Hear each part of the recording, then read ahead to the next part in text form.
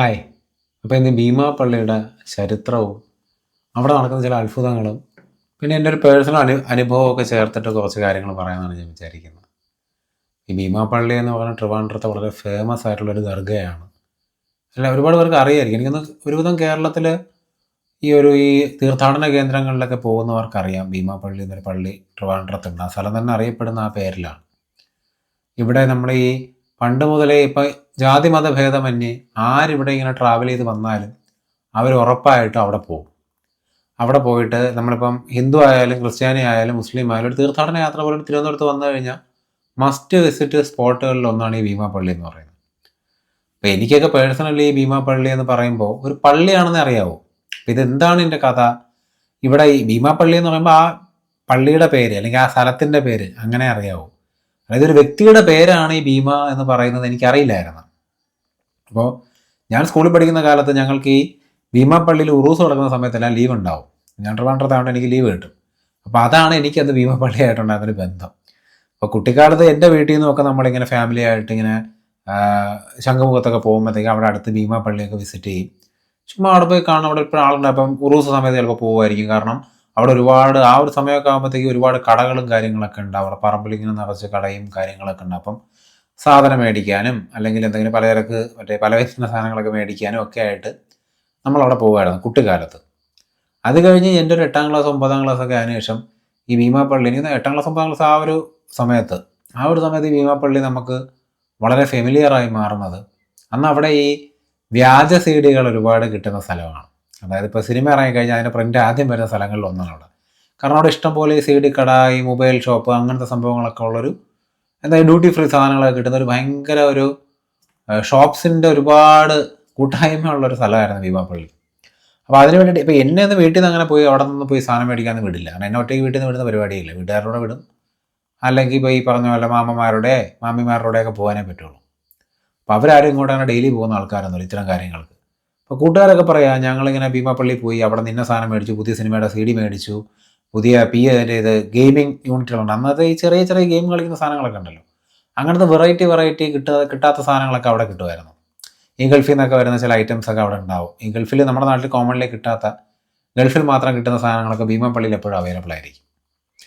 അപ്പം അങ്ങനെയാണ് ഭീമാ പള്ളി എനിക്കറിയാമെന്നുള്ളത്.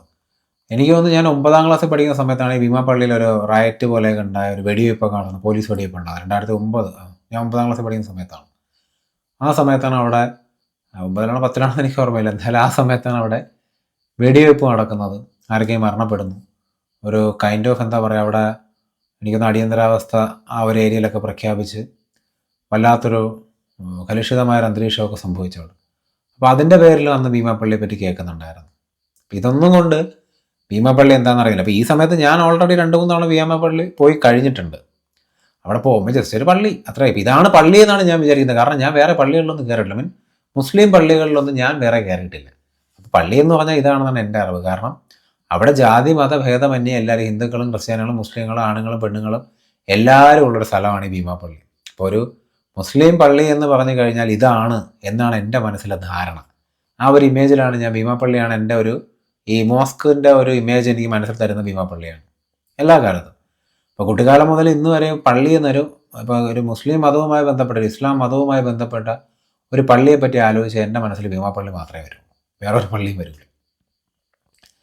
അങ്ങനെ ആ കുറേ കാലഘട്ടം കഴിഞ്ഞു പോയി. പിന്നീട് വർഷങ്ങൾക്ക് മുമ്പ്, അതായത് ഒരു 5-6-7 വർഷം മുമ്പാണ് എനിക്ക് അവിടെ വെച്ചൊരു അനുഭവം, പിന്നീട് പറയാം. അപ്പോൾ ആദ്യം മറ്റുള്ള ബാക്കി കാര്യങ്ങൾ പറയാം. അതായത് ഇപ്പോൾ എന്താണ് ഈ ഭീമാ പള്ളിയുടെ കഥ? ഞാൻ വളരെ ലേറ്റായിട്ട്, എനിക്കൊന്നൊരു കോവിഡ് ടൈമൊക്കെ ആകുന്ന സമയത്താണ് ഞാൻ അറിയുന്നത് ഭീമാ പള്ളി എന്ന് പറയുന്നത് ഒരു സ്ത്രീയുടെ പേരിലിരിക്കുന്ന ഒരു ദർഗയാണെന്ന്. സെയ്ദുന്നീസ ഭീമാ ബീവി എന്ന് പറയുന്ന ഒരു അറബ് നാട്ടിൽ നിന്ന് വന്ന, ഒരു അറേബ്യയിൽ നിന്ന് വന്ന ഒരു സ്ത്രീയുടെയും അവരുടെ മകൻ്റെയും ഖബർ മെയിൻറ്റെയിൻ ചെയ്യുന്ന ഒരു ദർഗയാണെന്ന് ഞാൻ അറിയുന്നത്. അപ്പോൾ എനിക്കതൊരു അത്ഭുതമായിരുന്നു. കാരണം എനിക്ക് ദർഗകളെ പറ്റിയൊന്നും പണ്ടറിയില്ല. അപ്പോൾ എനിക്കെന്താ പറയുക, നമ്മൾ ഈ പള്ളിയിൽ പോയാൽ നമ്മളെന്ന് പ്രാർത്ഥിക്കുന്നത് അള്ളാഹുവിനോടാണ്. അള്ളാഹുവിന് രൂപമൊന്നുമില്ലാത്തതിനാൽ അവിടെ പ്രതിഷ്ഠയോ അങ്ങനത്തെ കാര്യങ്ങളൊന്നും ഇല്ല എന്നാണ് ഞാൻ വിചാരിച്ചിരുന്നത്. അപ്പോൾ ഇവിടെ ഞാൻ ഭീമാ പള്ളി പോയിട്ടുണ്ട്. അവിടെ ഒരു കർട്ടൻ ഇങ്ങനെ തുറക്കുന്നു, അകത്തെന്തോ കാണിക്കുന്നു, അടയ്ക്കുന്നു. അപ്പോൾ അതെന്തോ ഒരു സങ്കല്പം എന്നേ അറിയൂ. അത് അവരുടെ ഖബറാണെന്നൊന്നും എനിക്കറിയില്ല ആ പ്രായത്തിൽ. അപ്പം ഞാനിത് അറിഞ്ഞപ്പോൾ എനിക്ക് തോന്നി ഓക്കെ അപ്പോൾ ഇങ്ങനെയാണ് ദർഗയുണ്ട് ഇങ്ങനെ കാര്യങ്ങൾ. അപ്പോൾ എനിക്കൊരു സംശയം എന്താണ് ഇവരുടെ ഒരു സ്റ്റോറി എന്താണെന്ന് എനിക്ക് അറിയണമെന്നുണ്ടായിരുന്നു. അപ്പോഴാണ് ഞാൻ ഇങ്ങനെ അന്വേഷിച്ച് പോയപ്പോൾ ഞാൻ അറിഞ്ഞത് ഇങ്ങനെ അറേബ്യയിൽ നിന്ന് നമ്മുടെ നാട്ടിലേക്ക് വന്ന അറബ് നേറ്റീവായിട്ടുള്ള ഒരു അമ്മയും അവരുടെ മകനും സെയ്ദുന്നീസ ബീമ ബീബി എന്ന് പറയുന്ന സ്ത്രീയും അവരുടെ മകനായ എനിക്ക് തോന്നുന്നു മാഹീൻ അബൂബക്കർ, അതാണ് അദ്ദേഹത്തിൻ്റെ പേര്. ഇവർ രണ്ടുപേരുടെയും ഖബറാണ് അവിടെ ഉള്ളത്. പിന്നെ അതിനകത്ത് കുറച്ച് മാറി കല്ലടി മസ്താൻ എന്ന് പറയുന്ന കല്ലടി മസ്താൻ എന്ന് പറയുന്ന അദ്ദേഹത്തിൻ്റെ ഖബറും ഉണ്ട് അവിടെ. അപ്പം എന്താണ് ഇതിൻ്റെ കഥയെന്ന് ഞാൻ ഇങ്ങനെ ആലോചിച്ചിട്ട്, ഇപ്പം 15-ാം നൂറ്റാണ്ടിലാണ് ഈ പള്ളിയുടെ ഉത്ഭവം എന്നാണ് എല്ലാവരും പറയുന്നത്. കാരണം ആ ഒരു കാലഘട്ടത്തിൽ മുഹമ്മദ് നബിയുടെ ആ ഒരു ഫാമിലിയിൽപ്പെട്ട ആ ഒരു പിൻതലമുറയിൽപ്പെട്ട ഈ ഉമ്മയും മകനും അന്ന് അറേബ്യൻ നാട്ടിൽ എന്തോ കോൺഫ്ലിക്റ്റ് നടക്കുന്ന കാലമാണ്. അന്നവിടെ ഈ ചെറിയ യുദ്ധങ്ങളും മറ്റ് പ്രശ്നങ്ങളൊക്കെ അറേബ്യയിൽ ഉണ്ടാകുന്നൊരു കാലഘട്ടത്തിൽ അവർക്കൊരു വെളിപാടുണ്ടായി ഭാരതത്തിൽ ഈ സ്ഥലത്തേക്ക് വന്ന് ഇവിടെ താമസിക്കണമെന്ന് ഈ ബീമ ബീവിക്കൊരു വെളിപാടുണ്ടാവുകയും അവർ മകനെയും കൂട്ടി അവിടെ നിന്ന് പലായനം ചെയ്ത് ഇവിടേക്ക് വരികയാണ് ചെയ്തത്. അപ്പോൾ ഇവിടെ വന്ന് അവർ തിരുവല്ലം എന്ന് പറയുന്ന സ്ഥലം, ബീമ പള്ളിക്ക് തൊട്ടടുത്താണ്, തിരുവല്ലം എന്ന് പറയുന്ന സ്ഥലത്ത് താമസിച്ചു എന്നാണ് പറയുന്നത്. അപ്പോൾ അവിടെ താമസിച്ച് അപ്പം ഇവർക്ക് രണ്ടുപേർക്ക് ഈ അന്നത്തെ ഒരു മെഡിസിനൽ സെറ്റപ്പ്, അതായത് ഇവിടുത്തെ ആയുർവേദം എന്ന് പറയുമ്പോൾ അന്ന് അറേബ്യയിൽ നിലനിന്നിരുന്ന ഒരു ചികിത്സാ സംവിധാനം അല്ലെങ്കിൽ ചികിത്സാ രീതി അവർക്ക് അറിയാമായിരുന്നെന്നും അത് കാരണം ഇവർ ആളുകളെ ചികിത്സിച്ച് ഒരുപാട് പേരുടെ അസുഖം മാറ്റുന്നു എന്നാണ് പറയുന്നത്. ഒരുപാട് പേരുടെ അസുഖം മാറി, അങ്ങനെ ഇവർക്ക് കുറേ ഫോളോവേഴ്സ് ഉണ്ടായി, അങ്ങനെ ഇവരുടെ ചുറ്റും ഒരുപാട് ആൾക്കാർ വളർന്നു വരുന്നതായിട്ട് ആണ് ചരിത്രം പറയുന്നത്. അങ്ങനെയാണ്. അപ്പോൾ അത് കാരണം അന്ന് ഇവിടെ എനിക്ക് രാജഭരണകാലമാണ്. അപ്പോൾ രാജഭരണകാലത്ത് ഒരു ടീമിനിങ്ങനെ ഒരു പുറത്തുനിന്ന് 2 പേര് വരുന്നു, അവർക്ക് ഒരുപാട് അറ്റൻഷൻ കിട്ടുന്നു, ഒരുപാട് ആളുകൾ അവരിലേക്ക് അട്രാക്റ്റഡ് ആവുന്നു. അവരിലേക്ക് അട്രാക്റ്റഡ് ആവുന്ന അവരുടെ വിശ്വാസം, അവർക്കെന്തോ ശക്തി ഉണ്ടെന്ന് തോന്നുന്ന ആളുകളൊക്കെ കൺവേർട്ട് ചെയ്ത് മതം മാറി ഇസ്ലാം മതം സ്വീകരിക്കുന്ന ഒരു സംഭവമൊക്കെ ഉണ്ടാകുന്നുണ്ട്. അപ്പോൾ ഇത് അന്ന് രാജഭരണകാലത്ത് ഒരു വലിയ ഡിസ്റ്റർബൻസ് അന്നത്തെ ഭരണകൂടത്തിൽ ഉണ്ടാക്കിയെന്നാണ് പറയുന്നത്. അപ്പോൾ ഇവരൊന്ന് ചവിട്ടി പിടിക്കണം എന്ന് കരുതിയിട്ട് അവരിവരുടെ മേലിൽ വലിയ ടാക്സുകൾ ചുമത്തി എന്നാണ് പറയുന്നത്. അപ്പോൾ ഇവരുടെ മേലിൽ വലിയ ടാക്സുകൾ ചുമത്തുക എന്ന് പറയുമ്പോൾ അന്നും ഇന്നും നമ്മുടെ ഈ തിരുവിതാംകൂർ രാജകുടുംബത്തിൻ്റെ കൺസെപ്റ്റ് ഇത് പത്മനാഭൻ്റെ മണ്ണാണെന്നാണ്. പത്മനാഭൻ്റെ മണ്ണായ ഈ നാട്, അതായത് ദൈവത്തിൻ്റെ നാട് എന്നാണ് പറയുന്നത്. ദൈവത്തിൻ്റെ നാട്ടിൽ ഞാൻ എന്തിന് മനുഷ്യർക്ക് ഇത് കൊടുക്കണം, അതായത് ടാക്സ് കൊടുക്കണം, ഞാൻ ദൈവത്തിന് കൊടുത്താൽ പോരെ എന്നായിരുന്നു ഈ ഉമ്മയുടെ മകൻ, അതായത് മാഹീൻ അബൂബക്കർ പറഞ്ഞതെന്നാണ് പറയുന്നത്. സോ ഒബിയസ്ലി രാജാവിനായാലും ഭരണകൂടത്തിനായാലും ദേഷ്യം വരും. അന്നത്തെ കാലത്തൊക്കെ അറിയാലോ, ദേഷ്യം വന്നു കഴിഞ്ഞാൽ നേരെ തട്ടിക്കളയുക എന്നുള്ളതാണ് പരിപാടി. അങ്ങനെ അദ്ദേഹത്തിനെ അവർ കൊലപ്പെടുത്തിയെന്നാണ് പറയുന്നത്. കൊലപ്പെടുത്തി കഴിഞ്ഞാൽ അതിൽ ഭയങ്കരമായിട്ട് മകൻ മരിച്ച വിഷമത്തിൽ വല്ലാതെ വികാരാതീതയായി മാനസികമായി തകർന്ന് ഹൃദയം പൊട്ടി 41-ാമം ദിവസം, മകൻ മരിച്ച 41-ാം ദിവസം ഈ ഉമ്മയും മരിച്ചു എന്നാണ് പറയുന്നത്. ഇവരെ രണ്ടുപേരെ അന്ന് ഇന്ന് ഭീമാപ്പള്ളി ഇരിക്കുന്ന സ്ഥലത്ത് ഖബറടക്കി എന്നാണ് പറയുന്നത്. അതൊരു കാട്, അന്ന് വലിയൊരു കാടായിരുന്നു. അന്നവിടെ നാട് മനുഷ്യരൊന്നും പോകുന്നൊരു സ്ഥലമൊന്നും ആയിരുന്നില്ല. ഈ കടപ്പുറത്ത് കുറച്ച് മാറിയിരിക്കുന്നൊരു സ്ഥലമാണ്. അപ്പോൾ ഈ സമയത്ത് ഇത് കഴിഞ്ഞ് കുറേ കാലം കഴിഞ്ഞ് പോയി. ഈ ഖബറൊക്കെ ഒരുപാട് ചെടികളും കാടും ഒക്കെ വളർന്ന് മൂടിപ്പോയി. പിന്നീട് എപ്പോഴോ അവിടെ ഇങ്ങനെ വിറക് ശേഖരിക്കാനായി വന്ന ആരോ ഈ 2 ഖബറ് കാണുകയുണ്ടായെന്നും അതിലൊരാൾക്ക് പെട്ടെന്നൊരു വെളിപാടുണ്ടായി ഈ ഖബറ് വൃത്തിയാക്കി ഇവിടെ ഒരു വിളക്ക് കത്തിച്ച് വയ്ക്കണം തോന്നി. അതും കടലിലെ വെള്ളം, ഉപ്പ് വെള്ളം ഒഴിച്ച് വിളക്ക് കത്തിച്ച് വയ്ക്കണം എന്ന് തോന്നി എന്നാണ് പറയുന്നത്. അപ്പോൾ ഇതിൻ്റെയൊക്കെ ഒരു ആധികാരികമില്ല, ഇത് കഥയാണ്, സത്യം എന്താണെന്ന് എനിക്കറിയില്ല. അപ്പോൾ കടലിൽ ഉപ്പ് വെള്ളം ഒഴിച്ച് ഒരു വിളക്ക് കത്തിച്ച് വെച്ചപ്പോഴാണ് വിളക്ക് കത്തിയെന്നാണ് പറയുന്നത്. അങ്ങനെയാണ് കഥ പോകുന്നത്. അപ്പോൾ അത് കണ്ട ഒരു അത്ഭുതപ്പെട്ടപ്പോൾ എന്തോ അത്ഭുത സിദ്ധിയുള്ളൊരു സ്ഥലമാണെന്ന് അവർ മനസ്സിലാക്കുകയും അന്ന് അങ്ങനെ ഒരു ചെറിയ പള്ളി അവിടെ ഉണ്ടാക്കപ്പെട്ടു എന്നാണ് പറയുന്നത്. പിന്നീട് അവിടെ ഇങ്ങനെ ഈ ഒരു അത്ഭുതം എന്തോ ഇവിടെ നടക്കുന്നു എന്ന് പറഞ്ഞ് ഒരുപാട് ആൾക്കാർ വരാൻ തുടങ്ങി. വരുന്നവർക്ക് അസുഖം മാറുന്നു, മറ്റ് പല പറയാൻ എക്സ്പ്ലെയിൻ ചെയ്യാൻ കഴിയാത്ത കാര്യങ്ങളൊക്കെ അവിടെ നടക്കുന്നു. അപ്പോൾ അവിടെ ഈ മരുന്ന് കിണറെന്ന് പറയുന്ന 2 കിണറുണ്ട്. അപ്പോൾ ആ കിണറിങ്ങനെ 2ആയിട്ട് ഡിവൈഡ് ചെയ്തിട്ടുണ്ട്. അപ്പോൾ ഒരു സൈഡിൽ സ്ത്രീകൾക്ക്, ഒരു സൈഡ് പുരുഷന്മാർക്ക് വേണ്ടി ഇപ്പോൾ ഡിവൈഡ് ചെയ്തിട്ടുണ്ട്. പണ്ടങ്ങനെ ഇല്ലായിരുന്നു. അപ്പോൾ അവിടെ വന്ന് നമ്മൾ കുളിക്കുക അല്ലെങ്കിൽ അവിടുത്തെ വെള്ളം എടുത്ത് കുടിക്കുകയൊക്കെ ചെയ്ത് നമ്മുടെ അസുഖം മാറും, അങ്ങനെയൊക്കെ ഒരുപാട് വിശ്വാസമുണ്ട്. അതിൻ്റെ ഒരു ആധികാരികതയൊന്നും എനിക്കറിയില്ല. അപ്പോൾ നമ്മുടെ വിശ്വാസം അവിടെ വർക്ക് ചെയ്യുന്നുണ്ടെന്നാണ് ഞാൻ മനസ്സിലാക്കുന്നത്. പക്ഷേ ഈ ഒരു ലാൻഡിൽ ഒരു ഫീൽഡ് ഓഫ് എനർജി ഉണ്ടെന്ന് എനിക്ക് പേഴ്സണലി തോന്നിയിട്ടുണ്ട്. അപ്പോൾ ഈ കഥയുടെ കുറച്ചും കൂടെ പറയുമ്പോൾ നിങ്ങൾക്കത് മനസ്സിലാവും. കാര്യം എന്താണെന്ന് വെച്ച് കഴിഞ്ഞാൽ ഈ ഒരു പ്ലേസിൽ 2 ഖബർ മാത്രമുള്ള ഇവിടത്തേക്ക് ആളുകൾ അട്രാക്റ്റഡ് ആവുന്നതിന് അന്നും ഒരു പഞ്ഞുണ്ടല്ലോ. ആ ഒരു കാലഘട്ടം, 15-ാം നൂറ്റാണ്ട് മുതലുള്ള കാര്യമാണ്. 15-ാം നൂറ്റാണ്ട് മുമ്പേ ഇതുണ്ടായിരുന്നു എന്ന് പറയപ്പെടുന്നു. അപ്പോൾ കൃത്യമായൊരു ഡേറ്റ് ഇതിനില്ല. 15-ാം നൂറ്റാണ്ടാണ് ഏകദേശ ധാരണയിലുള്ളത്. അപ്പം 15-ാം നൂറ്റാണ്ടിൽ തന്നെ ഇതിവിടെ ഉണ്ടായിരുന്നതായിട്ട് റെക്കോർഡുകളുണ്ട്. അതിന് മുമ്പ് ഉണ്ടായിരുന്നോ ഇല്ല നമുക്ക് കൃത്യമായിട്ട് അറിയില്ല. അപ്പോൾ ആ കാലഘട്ടം മുതലേ ഇങ്ങനെ ഈ പള്ളിയും ഇതിനോടനുബന്ധിച്ച് ഒരുപാട് ഭക്തന്മാരും ഒക്കെ ഇങ്ങനെ വന്ന് ഈ ഒരു ദർഗ വലിയ രീതിയിൽ ഡെവലപ്പ് ആകാൻ തുടങ്ങി. അപ്പം അന്നത് വളരെ കുഞ്ഞൊരു സെറ്റപ്പാണ്.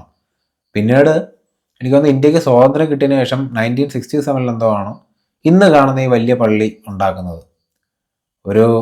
ഒരുപാട് ഇനി കേരളത്തിൽ 100ഓളം പള്ളികൾ പണിഞ്ഞ ഗോപാലകൃഷ്ണൻ എന്ന് പറയുന്ന വ്യക്തിയാണ് ഈ പള്ളിയും പണിഞ്ഞത്. ഗോപാലകൃഷ്ണനാണോ എന്തോ കറക്റ്റ് പേര് ഞാൻ ഇപ്പോൾ ഓർക്കുന്നില്ല. അദ്ദേഹമാണ് ഈ ഇന്ന് കാണുന്ന ഭീമാ പള്ളി ഉണ്ടാക്കിയിരിക്കുന്നത്. അന്ന് എനിക്ക് തോന്നുന്നു അന്നത്തെ ഇന്ത്യൻ യൂണിയൻ മുസ്ലിം ലീഗാണ് അതിന് മുൻകൈ എടുത്തത്. അന്ന് മുസ്ലിം ലീഗിൻ്റെ നേതാവാണ് ആരോണ് മുൻകൈ എടുത്ത് ഈ ഒരു പള്ളി വലുതാക്കി പണിയണമെന്നൊക്കെ താല്പര്യപ്പെട്ട് ഈ പള്ളി ഇന്ന് കാണുന്ന ഒരു ലെവലിലേക്ക് മാറിയത്. അതിനുശേഷം ഇന്നിപ്പോൾ അവിടെ പോലെ കല്ലടി മസ്താൻ അല്ലെങ്കിൽ കാലടി മസ്താൻ എന്ന് പറയുന്ന വ്യക്തിയുടെ ഖബറുണ്ട്. അദ്ദേഹത്തിൻ്റെ കഥയും ഏകദേശം ഒരു വിയേർഡ് സ്റ്റോറിയാണ്. ഞാൻ മുമ്പ് ശ്രീ എമ്മിൻ്റെ വീഡിയോ ചെയ്തപ്പോൾ അദ്ദേഹം നേരിട്ട് ഈ കല്ലടി മസ്താനെ കണ്ടതും, അപ്പോൾ അദ്ദേഹം കാലടി മസ്താൻ എന്ന് പറഞ്ഞാണ് ഞാൻ കേട്ടിട്ടുള്ളത്. കല്ലടി മസ്താൻ എന്ന് ഇദ്ദേഹത്തെ വിളിക്കുന്നവരുണ്ട്. അപ്പോൾ നേരിട്ട് കണ്ടതും അദ്ദേഹം കുടിച്ച ഒരു ചായയുടെ ബാക്കി കൊടുത്തപ്പോൾ അത് കുടിച്ചിട്ട് ഇദ്ദേഹം ഒരു ഭയങ്കര എക്സ്റ്റാറ്റിക് സ്റ്റേറ്റിൽ എത്തിപ്പെട്ടതിനെ പറ്റിയൊക്കെ അദ്ദേഹം തന്നെ പറഞ്ഞിട്ടുണ്ട്. അദ്ദേഹത്തിൻ്റെ ബുക്കിൽ ആത്മകഥ ഓഫ് ഹിമാലയൻ യോഗിൻ്റെ അപ്രൻറ്റീസായിട്ട് വർക്ക് ചെയ്യുന്ന സമയത്തുള്ള ബയോഗ്രഫി ഓഫ് എ യോഗി എന്ന് പറയുന്ന ബുക്കിൽ അദ്ദേഹം ഇതൊക്കെ പറയുന്നുണ്ട്. ഈ കല്ലടി മസ്താനായിട്ടുള്ള മീറ്റിങ്ങും സംഭവങ്ങളും ഒക്കെ. ഈ കല്ലടി മസ്താൻ എന്ന് പേര് വരാൻ കാരണം അദ്ദേഹത്തിന് ഇഷ്ടപ്പെട്ട ആൾക്കാരെ കല്ലെടുത്ത് എറിയുമായിരുന്നു, കല്ലെടുത്ത് അടിക്കുമായിരുന്നു എന്നാണ് പറയുന്നത്. അല്ലാത്തവർ അദ്ദേഹം മൈൻഡ് ചെയ്യാറില്ലായിരുന്നു. അദ്ദേഹം വസ്ത്രം ധരിച്ചും ധരിക്കാതെയൊക്കെ നടക്കുന്ന ഒരു മനുഷ്യനായിരുന്നു. ഏതോ ഭാഷയിൽ അദ്ദേഹം സംസാരിക്കും. അദ്ദേഹം ഏത് ഭാഷയിലാണ് സംസാരിക്കുന്നത് ആർക്കും മനസ്സിലാവാറില്ലെന്നാണ് പറയുന്നത്. അത് പുരാതനമായ അറബിക്കാണെന്ന് വാദിക്കുന്നവരൊക്കെ ഉണ്ട്. അതിനെപ്പറ്റി ഞാൻ കൂടുതൽ പറയുന്നില്ല. എനിവേ, ഈ കല്ലടി മസ്താൻ എവിടെ നിന്നാണ് വന്നതെന്ന് ആർക്കും അറിയില്ല. അപ്പം അദ്ദേഹം അവിടെ ഇങ്ങനെ അലഞ്ഞു തിരിയുന്ന ഒരു ഭിക്ഷുവിനെ പോലെ, ഒരു അവധൂതനെ പോലെ അലഞ്ഞു തിരിഞ്ഞ് നടന്ന മനുഷ്യനാണ്. അദ്ദേഹത്തിന് ചുറ്റും ഒരുപാട് അത്ഭുതങ്ങൾ സംഭവിക്കാറുണ്ട്. ഇപ്പോൾ ഈ ശ്രീ എമ്മിൻ്റെ കാര്യം പറഞ്ഞ പോലെ തന്നെ ഇത്തരം അനുഭവങ്ങൾ അവകാശപ്പെടുന്ന ഒരുപാട് ആൾക്കാരുണ്ട്. പിന്നെ ഭീമാപ്പള്ളി മെയിൻലി ഫേമസ് ആകുന്നത് എനിക്ക് തോന്നുന്നു ഈ അസുഖം മാറുക, അവിടെ വന്ന് പ്രാർത്ഥിച്ചാൽ അസുഖം മാറുമെന്ന് പൊതുവേ ഒരു വിശ്വാസം. ഈ മരുന്ന് കണക്കിൽ നിന്ന് വെള്ളം കോരി കുളിച്ചാൽ അസുഖം മാറുന്ന പൊതുവെ ഒരു വിശ്വാസമുണ്ട്. ഈ ഭീമാ ബീവിയും മകനും ഈ ചികിത്സയുമായി ബന്ധപ്പെട്ട ആൾക്കാരായതുകൊണ്ടാവാം ആ വിശ്വാസമുള്ളത്. പക്ഷേ എന്തുകൊണ്ടാണ് ഒരു കാട്ടിലുണ്ടായിരുന്ന ഒരു ഖബറിനെ ഇത്രയും ഒരു മഹത്വവൽക്കരിക്കപ്പെടുന്ന ലെവലിലേക്ക് മാറിയത്? അത് കണ്ടെത്തിയ ആൾക്കാർക്ക് ആ ഒരു ഫീൽ എങ്ങനെ ഉണ്ടായെന്നൊക്കെ ഞാൻ ആലോചിക്കാറുണ്ട്. അത് അവിടുത്തെ ഒരു എനർജി ഫീൽഡ് കൊണ്ട് തന്നെ സംഭവിച്ചതായിരിക്കും.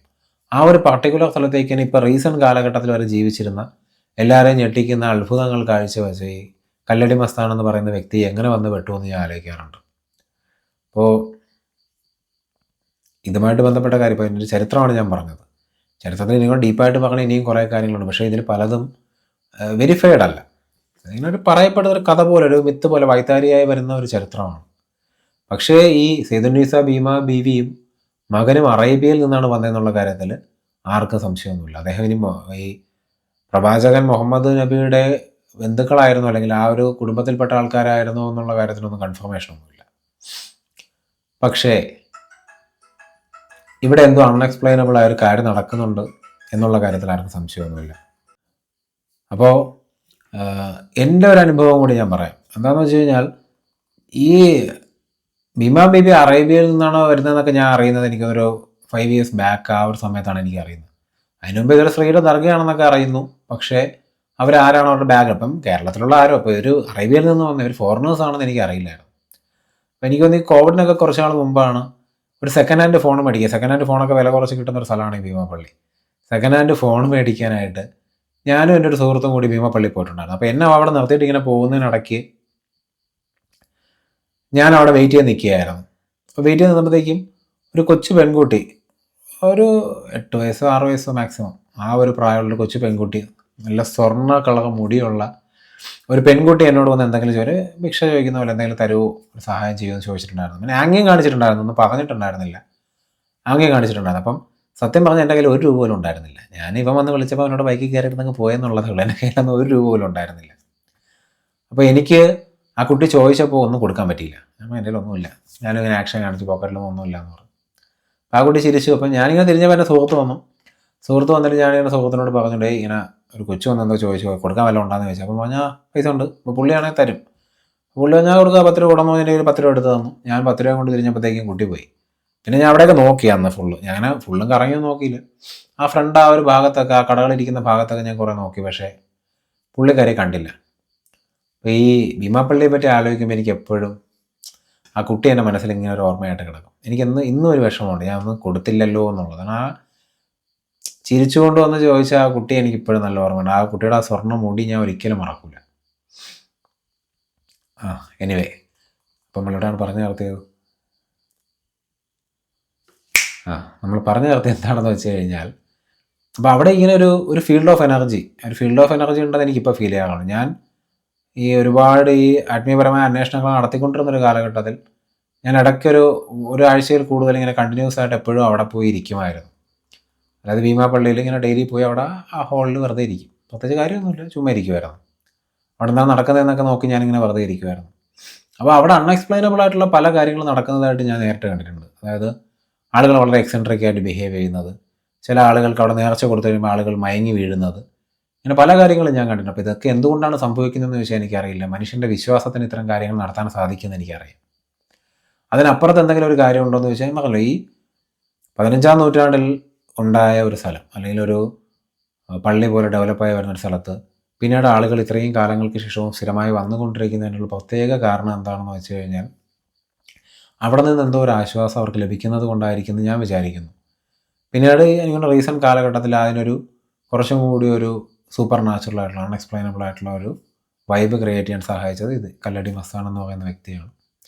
അദ്ദേഹത്തിൻ്റെ അടുത്ത് ഒരുപാട് പേര് പല ആവശ്യങ്ങളുമായി വരികയും അവർക്കൊക്കെ ജീവിതത്തിൽ ഒരുപാട് അത്ഭുതങ്ങളെയും പറഞ്ഞില്ല, ശ്രീയമ്മ ഉൾപ്പെടെയുള്ള ആളുകൾ ഒരുപാട് അൺഎക്സ്പ്ലെയിനബിൾ ആയിട്ടുള്ള സൂപ്പർ നാച്ചുറൽ ആയിട്ടുള്ള അത്ഭുതങ്ങൾ നടന്നു എന്നാണ് പറയുന്നത്. അതിൽ ചിലതൊക്കെ എനിക്ക് വിശ്വാസമാണ്. പിന്നെയും എനിക്ക് പേഴ്സണലി പറയാൻ പറ്റാത്തയും പിന്നെയും കുറേ കാര്യങ്ങളുണ്ട് അവിടെ വെച്ച് നടന്നിട്ടുള്ള അൺഎക്സ്പ്ലെയിനബിൾ ആയിട്ടുള്ള ചില കാര്യങ്ങൾ. അപ്പോൾ I believe something is there. അപ്പോൾ ഇതാണ് അവിടുത്തെ കഥ, എൻ്റെ അനുഭവം. Thank U.